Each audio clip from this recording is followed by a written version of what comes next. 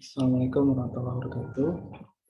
Eh, kita kembali teman kita mengenai rencana kerja ya dan rencana anggaran eh, yang akan memang kita bahas pada hari ini. Eh, Kalau kita mengacu kepada apa yang harus dilakukan, tentu memang aspek perencanaan di dalam setiap aktivitas kita itu harus dituangkan dalam kertas kerja.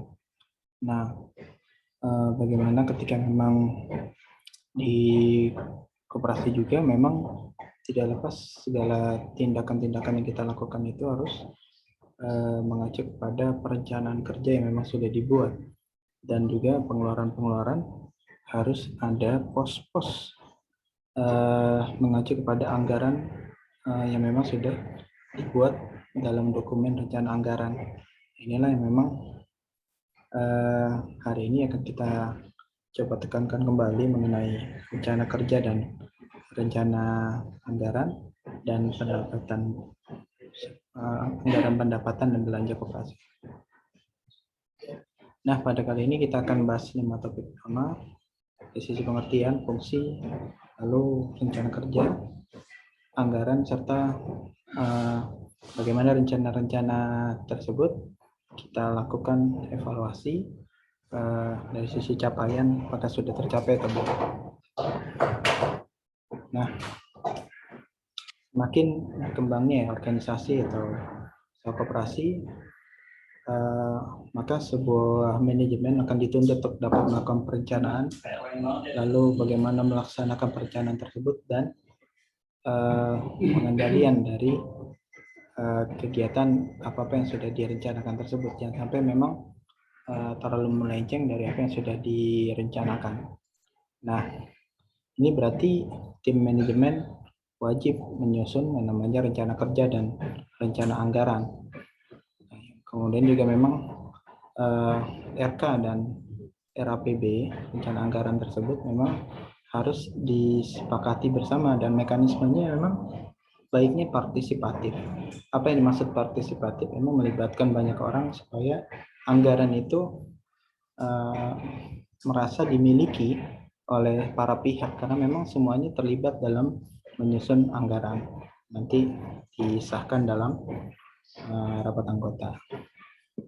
Nah, pijakannya dalam membuat RK dan RAPB, sasaran itu ditentukan dan dirumuskan dengan jelas. Kita mau bikin rencana kerja tuh apa gitu, rencananya, visinya, tujuannya itu, objeknya, outputnya itu apa, harus jelas, clear, sehingga dalam menuangkan rencana kerja itu terarah. Kedua, tuangkan sasaran tersebut dalam bentuk rencana kerja, baik tiap unit maupun seluruh kegiatan. Jadi ketika sudah menentukan sasaran yang jelas, tuangkan rencana kerjanya seperti apa untuk mencapai tujuan tersebut. Lalu yang paling penting, kita jabarkan rencana tersebut dalam bentuk anggaran. Untuk mencapai output tersebut, apa kegiatannya dan berapa besar anggarannya, sehingga memang nanti dalam pelaksanaan rencana kerja kita itu semua terarah dari sisi anggaran, nggak berlebihan, memang sudah disepakati anggaran tersebut.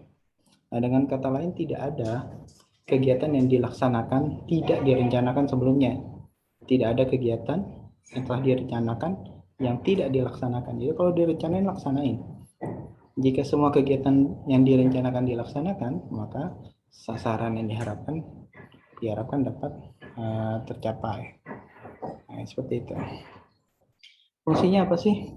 Ya, RKPB ya secara fungsi sebagai alat perencanaan pastinya. Ya, dia rencana kerja itu mendeskripsikan apa kegiatan yang akan dilakukan, anggarannya berapa. Nah, itu menjadi acuan dalam pelaksanaan kegiatan. Lalu setelah direncanakan, itu dijadikan pedoman pelaksanaan, sehingga dalam prosesnya kita mengacu kepada perencanaan yang memang sudah diputuskan dalam rapat anggota.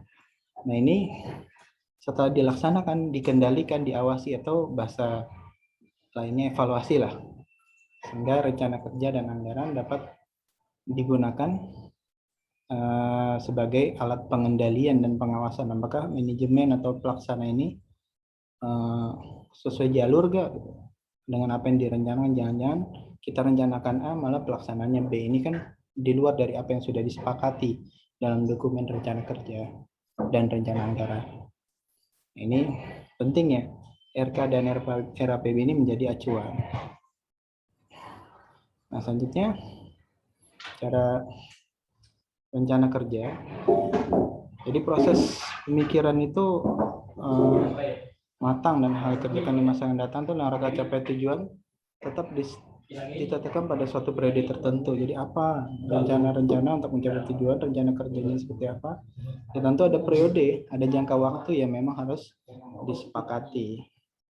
Nah, ini format rencana kerja, misalnya bidang kelembagaan apa sih, tentang keanggotaan, target anggota berapa, kapan rapat anggotanya, tentang pengurusan bagaimana, kepengawasan programnya apa saja, tentang karyawan apa seperti apa, lalu tentang administrasi organisasi seperti apa. Di bidang keuangan sendiri, misalnya kaitan nambah modalnya bagaimana, ada gak akses, kalau modal kurang bisa gak mengakses modal dari luar. Lalu dari sisi bidang usaha misalnya tokoan, catering, singgah pinjam dan sebagainya. Nah ini contoh aja gitu. Pada prinsipnya akan disesuaikan di lembaga masing-masing, karakteristik masing-masing seperti apa. Lalu bidang lainnya. Nah ini contoh tabel rencana kerja ya. Ini contoh aja. Pada prinsipnya bisa kita kembangkan sesuai kebutuhan masing-masing. Nggak harus baku seperti ini bisa dikembangkan lah. Dari sisi kelembagaan misalnya, nama anggota sebanyak 30 orang, atau 100 orang, atau 1000 orang. Ini sesuaikan. Siapa sih penanggung jawabnya, sehingga ini jelas. Ini program siapa yang penanggung jawab. Lalu sasarannya untuk menambah keanggotaan, siapa yang mau ditargetkan gitu. Lalu bentuk kegiatannya seperti apa? Sosialisasi kah, pendataan atau ada program santunan, program-program misalnya bazar murah dan sebagainya lah. Ini jadwalnya kapan? Jadi jelas timelinenya gitu. Waktu itu kapan dan mungkin ada keterangan tambahan yang memang bisa memperjelasnya. Nah, ini ya contoh tabel rencana kerja, ini contoh aja. Tapi memang tabel ini minimalnya adalah bidang apa, tujuannya apa, sasarannya apa. Jadi jelas outputnya. Tahu si penanggung jawab siapa. Jadi kita mau ngejar siapa nih? Kok belum dilaksanain? Kok anggarannya melebar? Nah ini kan harus ada penanggung jawabnya. Siapa sasarannya? Bentuk kegiatannya seperti apa? Kapan? Nah mungkin ada keterangan tambahan. Seperti itu untuk rencana kerja ya. Selanjutnya rencana anggaran. Ini ketika memang sudah ada rencana kerja, pasti kan rencana kerja akan berimplikasi kepada anggaran. Untuk menyampai rencana kerja itu berapa sih dana yang dianggarkan? Ini itulah kalau bicara rencana anggaran. Nah, tahapan penyusunan anggaran ini pasti tahap pertama adalah penyusunannya. Nah, untuk dapat menyusun anggaran yang baik harus ada syaratnya nih. Pertama, adanya organisasi yang baik, adanya administrasi yang tertib. Yang ketiga adalah serta adanya data-data yang memadai. Bagus kita punya data masa lalu kalau untuk anggaran. Oh, tahun lalu segini kok sekarang jadi besar sekali. Kenapa? Nah, ini seperti itu. Kalau kita punya data-data masa lalu. Yang kedua adalah tahap penggunaannya, udah disusun digunain. Setelah anggaran disahkan, anggaran tersebut jadi pedoman untuk melakukan kegiatan. Jadi jangan melebar, udah ada anggarannya nih, yang sampai diada-adakan gitu. Yang tidak ada di anggaran diada-adakan. Itu harus sepakati dulu. Lalu yang ketiga adalah evaluasi atau pengendalian anggaran. Udah melenceng nggak capaiannya, sudah tercapai nggak anggaran tersebut, seperti itu. Misalnya anggaran operasional atau anggaran kegiatan adalah dia ada anggaran pendapatan dan biaya koperasi yang disusun berdasarkan subsub anggaran. Misalnya anggaran penjualan dan pendapatan operasional. Lalu ada HPP-nya, ada biaya pendapatan dan operasional, biaya dan operasional. Nah, kita bisa lihat contohnya ya. Nah, ini mungkin teman-teman tadi bingung. Nah, ini kan ada pendapatan atau penjualan ya. Kira-kira berapa proyeksinya, lalu HPP-nya berapa sih sehingga dapat laba kotor. Lalu beban-beban operasional lain seperti operasional perusahaan dan lain sebagainya. Lalu terakhir laba ruginya atau SHU-nya seperti apa. Ini bisa kita lihat ya. Dan itu kita punya proyeksi berapa sih keuntungan lembaga kalau memang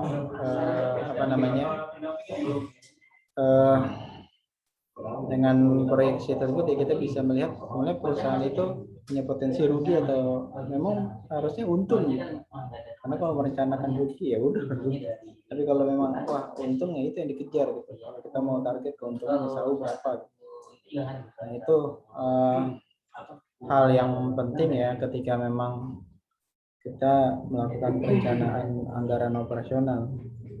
Ini basisnya bisa jadi penjualan tahun lalu. Kita tiba-tiba kemarin cuma 1.000, tiba-tiba menargetkan 100.000 peningkatan. Wah, ini dasarnya apa gitu? Peningkatan juga harus realistis. Ya, sumbernya dari mana ya? Data masa lalu lagi, kembali lagi. Seperti itu. Lalu yang terakhir adalah evaluasi rencana kerja dan anggaran koperasi. Nah, setiap upaya yang dilakukan manajemen untuk melakukan sejauh mana pelaksanaan RKRLPB itu disusun capaiannya berapa. Pengevaluasian tersebut dapat dilakukan secara periodik, misalnya setiap bulan, triwulan, semester, dan seterusnya. Tapi jangan sampai setahun terlalu lama.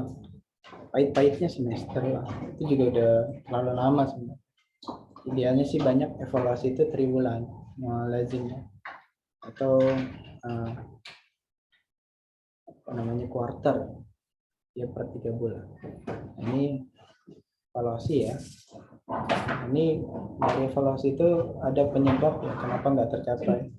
Pertama kurang komitmen, rencana tersebut kurang didasarkan data pengalaman masa lalu sehingga prediksinya terlalu berlebihan. Yang direncanakan bukan sepenuhnya kewenangan koperasi. Misal terkait dengan kebijakan pemerintah misalnya. Itu kan bukan kewenangan koperasi gitu. Gimana bisa memprediksi kebijakan pemerintah? Itu semuanya ibaratnya gambling sekali. Lalu kurang adanya dukungan dana dan sumber daya lainnya. Keadaan tidak diharapkan terjadi misalnya ada bencana alam, force major yang memang nggak bisa diprediksi seperti bencana alam. Ini bisa jadi misalnya ya, berapa banyak rencana kerja itu tidak berjalan ketika memang Indonesia mengalami masa pandemi. Nah itu kan force major, memang bencana ya, bencana karena kan memang pandemi sehingga banyak program rencana kerja nggak tercapai. Itu contohnya. Nah ini contoh evaluasinya. Kemarin bidang apa, tujuan sasaran, si penanggung jawab siapa, kegiatannya apa, jadwalnya kapan, apakah tercapai atau tidak. Ketika tidak tercapai atau tercapai dibuat penjelasan. Tercapai misalnya berapa persen, tidak tercapai kenapa, atau tidak berjalan kenapa, diberi keterangan. Nah, ini salah satu form standar lah untuk evaluasi rencana kerja. Ini untuk rencana kerja ya. Bisa dikembangkan ini cuma acuan standar aja. Itu.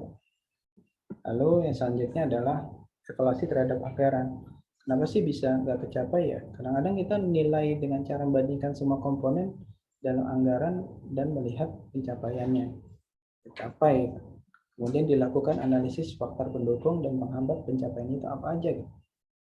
Dari sini kemudian dilakukan antisipasi sehingga tujuan dapat tercapai dan tidak menyimpang terlalu jauh. Karena itu memang bagusnya evaluasi jangan sampai 6 bulan, 3 bulan lah. Anggaran yang baik adalah anggaran di mana realisasi dan rencananya sama atau mendekati. Walaupun ya kalau sama benar ya saya belum pernah nemuin. Kalau mendekati ya paling tidak mendekati. Atau dengan kata lain penyimpangan tidak terlalu besar, apalagi penyimpangan negatif misalnya penurunan pendapatan dan penjualan atau pembengkakan biaya. Biaya harusnya 100 loh jadi 200, 2 kali lipat. Nah, itu bisa dikontrol secara periodik sehingga nanti para manajemen bisa mengambil keputusan atau langkah-langkah antisipatif untuk mencegah penyimpangan negatif itu semakin besar. Lalu format evaluasi ini disiapkan kolomnya pada penyusunan anggaran. Ini formatnya. Ini ada sama seperti tadi ya anggaran ya. Nah, cuma bedanya ada kolom rencananya berapa, realisasinya berapa, selisihnya berapa atau deviasinya berapa. Nah, ini keterangan kenapa sih bisa nggak tercapai itu, kenapa sih ada deviasi. Itu kalau bulan Februari, Maret dan seterusnya. Intinya sih format ini untuk menerangkan bahwa terjadi deviasi loh, negatif atau positif. Nah, ini diberi keterangan supaya memang manajemen bisa melakukan langkah-langkah antisipatif terhadap deviasi anggaran, baik deviasi negatif atau positif. Kalau memang bagus ya perlu ditingkatkan, kalau memang buruk ya antisipatif, jangan sampai makin bertambah buruk. Nah, sebagai penutup, rencana kerja dan rencana anggaran pendapatan belanja ini adalah pedoman kerja bagi pengawas, pengurus, serta karyawan dalam menjalankan amanat anggota baik dalam bidang kelembagaan, usaha, modal, serta bidang-bidang lain yang disahkan dalam rapat anggota. Pengurus sebagai salah satu perangkat organisasi harus memahami latar belakang, cara nyusunnya, serta yang paling penting adalah evaluasinya. Untuk selanjutnya dijadikan pedoman dalam melaksanakan tugasnya sebagai pengurus. Demikian rekan-rekan. Terima kasih atas perhatiannya. Assalamualaikum warahmatullahi wabarakatuh.